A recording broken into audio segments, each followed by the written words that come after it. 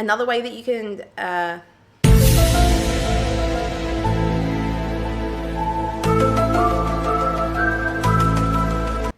another way that you might be able to pinpoint.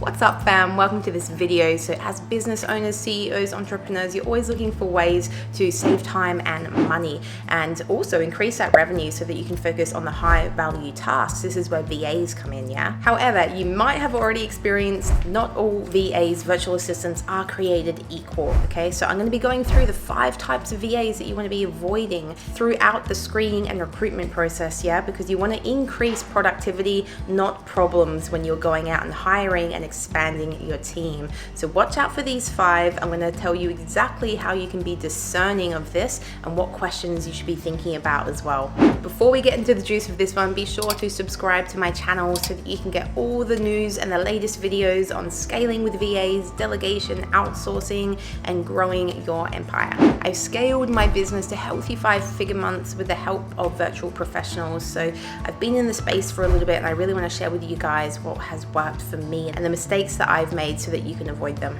So the number one VA to avoid is the time waster. Now this is quintessential in the online VA space. You do see a lot of time wasters, a lot of people that talk the talk, but they lack the walk, the actionable piece, the execution, the integration of the actual thing. There's nothing worse than going out and hiring someone and then it taking 2 to 3 times longer than if you were to do it just yourself. The amount of times I've heard people say this on my sales calls and on my consult calls as well, basically it would have just been shit tons easier if they had just gone out and done it themselves, okay? Now, don't mistake this for the adjustment period. When you are hiring a new team member, like you think about you when you go into your first job ever, there is an adjustment period. I like to think of a 2 to 3 month adjustment period to really get into the flow of things and to learn the processes and the workflows and to also just get into that symbiotic relationship with someone. So that's an adjustment period, but that's a difference from someone who is a time waster.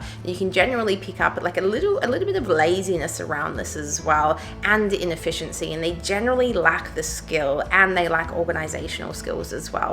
So a really good question when you are going through the screening as well and looking for a VA and you want to avoid a time waster is to ask them, how do they effectively manage their day to day? Okay, and some of the answers you're going to be looking for here is, they keep a to-do list, or they might have an urgent list or a non-urgent list or an important list or a non-important list. So just getting into the details of how it is that they organize their day and how they manage that organization as well. Quite often they'll have families as well, and that's like cool. So how much of your work time is present, undivided attention to work time, and you've got all these activities and these family things going on. So ask them, how do they balance their day to day as well? Another good question to gauge a time waster is if you have a specific task, say you're hiring a web developer and you're interviewing that web developer, ask them, how long does it take you to build a 5-page, really simple, basic website with 2,000 words of content? All the images and the videos are provided. All you got to do is whack it together. Typically, how long would this take you? And you will find that the answers in this vary significantly. Some people will say 4 to 5 hours, and another VA might say 3 weeks. Okay, so for the person that's saying 3 weeks, you're kind of wondering, what are you doing in between all of that time?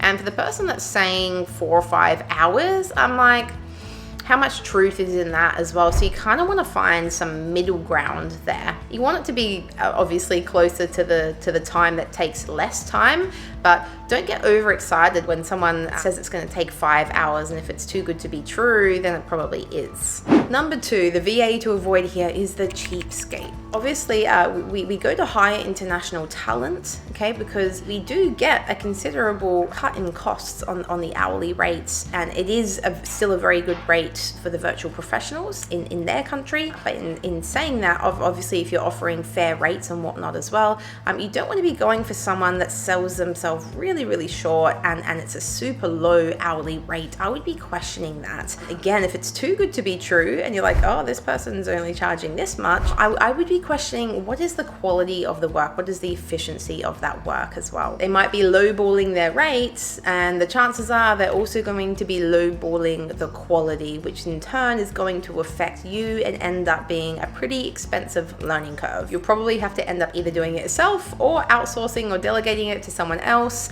and it's going to cost you double.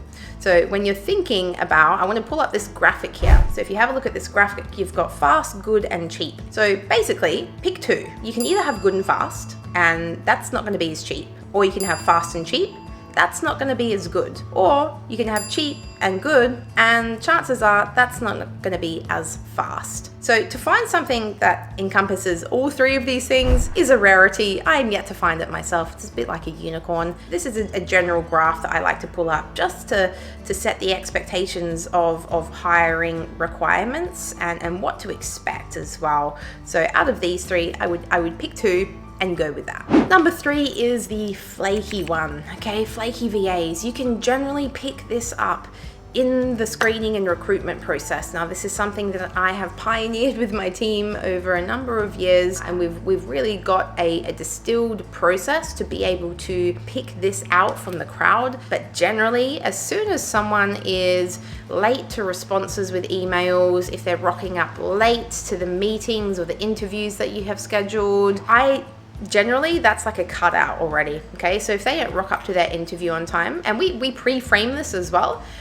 this is your interview time, be on time. Being on time is 5 to 10 minutes early, okay? So we're basically telling them, get there before we do. And if they rock up late, that's a cross off of our list where we can already see that they can't follow instructions, and that's a good indication that they're gonna be flaky down the long run. Another way that you might be able to pinpoint a flaky VA is by looking at their CV. Now, I don't think the CVs or the resumes are the be all end all. I look at them sparingly, and it's one of the many things that I take into consideration with our holistic hiring and recruitment process. But when you are looking at their CV, have a look at their recent jobs and how long have they stayed within those jobs as well, and are they just like chopping and changing every 2 or 3 months, or if there was like a period where there was no work at all, what was happening in that? So just inquiring within there, okay? Because chances are, if they've had 20 different jobs within the last year, I would be asking a few questions around that as to why jumping from job to job. That's going to be indicative that perhaps they have struggles in sticking to one thing. Perhaps they struggle with that adjustment period, and so they freak out and then they become flaky, okay? So that's going to bounce back on you ultimately as the business owner. You're the one who's going to have to wear that. So being aware, discerning of those things as you're going through the recruitment process. Before we get to the last two, I am going to leave a link below to my delegation cheat sheet, which has helped hundreds of entrepreneurs by now. So if you're not sure what part of the delivery or the operations or whatever it is in your business that you can be delegating and outsourcing, this is a huge clarity piece and will help you to debunk that and make it really simple for you to be like, okay, cool, this is what I need to do. So go ahead and download that. Number 4 is the know-it-all. We all know a know-it-all. We know a know-it-all because they always say, I know.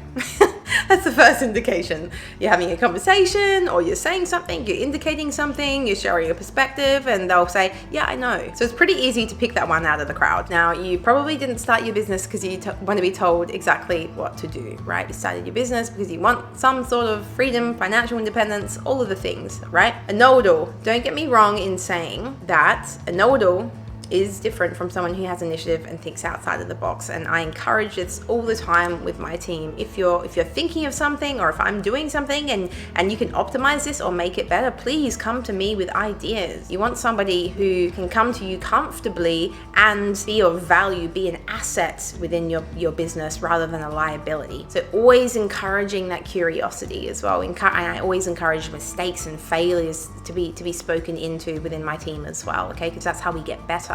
But a know-it-all, they're hard to get along with because they're not really malleable. They're not going to be coachable because they know everything. Malleable and flexible, they're probably not going to fit in with your team culture either because they think they know it all and that there's nothing else to learn. Okay, this is the very essence of cutting off curiosity, cutting off the innocence piece as well. So I like to choose people that come from a place of curiosity and open eyes, you know, like a child's mind. Robin Sharma says the best in business have boundless curiosity and open minds. And curiosity is what drives all of creativity. Someone who is a know-it-all is a curious killer.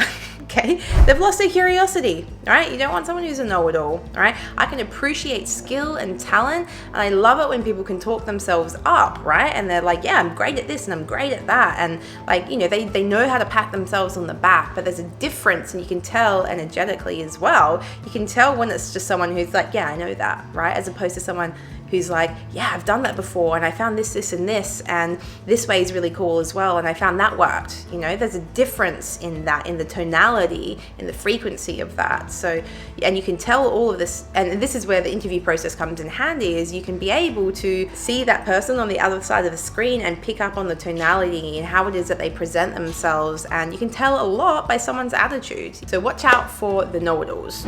And number 5 here is the lazy bones, and this is probably one of the harder ones to be able to pick out of the crowd, because quite often you won't really find out that they're lazy until later on. Now, we all have days where we don't feel like doing much, right? Some days are productive and you're out there, you're doing the things, you've read your book, you've done your meditation, you've gone to the beach, you've done like 4 hours of like undivided deep work. And then there's days where you just want to wake up and put the alarm clock on, sleep in, have a cup of tea. So I'm all for that. However, there's a difference when it comes to consistent laziness, okay? There's taking rest and then there's laziness. This is one of the many reasons that I do love working with people from the Philippines, and why we predominantly recruit from the Philippines is because of their work ethic. There's not many Filipino people that I've come across that have that laziness about them. I have seen it in a few other cultures and workspaces, and I'm not saying it's a whole culture that is lazy. It's definitely an individual thing, and sure, there's gonna be lazy Filipinos out there as well as there are lazy Aussies and lazy British and lazy all of the things, right? Like we can't put everyone into the same box. That's unreasonable and it's not fair. However, I have found with hiring from the Philippines, a majority of them have a really beautiful, tight-knit and wholesome work integrity, and they're pocket rockets, and they show up and they do the thing and they're keen to learn. And that's one thing that I really love about the Philos. And I found this in my healthcare career as well, and this is why I continue to hire from the Philippines. If you want, go check out this video. There's a bunch of other amazing, really resourceful reasons as to why I hire from the Philippines as well, if you're having any hesitations there. So ultimately, you don't want to be working with someone who is lazy, because they're going to be doing the bare minimum to get by. So they might do the thing that you give them to do, but here's the level that you expect, and they're going to be either here or consistently just below as well, and it's probably going to get frustrating, because ultimately you want somebody on your team who's going to be an asset, who's going to grow with you, who's going to, you know, help you with those creative juices and get that flowing, rather than kind of dragging you and pulling you down, and you having to like consistently like check in on them and ask them for things. So laziness, it's not the best trait, and it's something to watch out for with VAs when you are hiring as well. I would love to know, let me know below if any of these 5 types of VAs to avoid, any of these traits, if they resonate with you. Let me know if you've had an experience. Just drop a comment below. I'd love to have some banter and have a conversation with you there. Before you shoot off, be sure to check out this video on how to pay your VAs, the best way to pay them, and how I pay my team as well. And this other video on boosting your channel's growth with the help of a virtual assistant as well. Be sure to hit that notification bell. I'm going to be doing a video next on hiring web developers and whether you should hire a web developer for your business. See you on the next one.